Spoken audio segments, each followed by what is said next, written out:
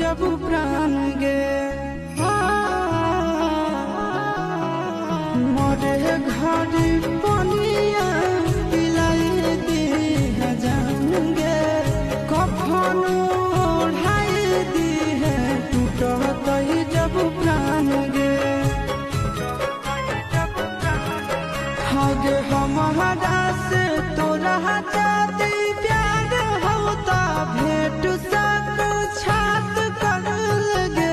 हगे सुनाया गावा हो भरती पाटनवा में आके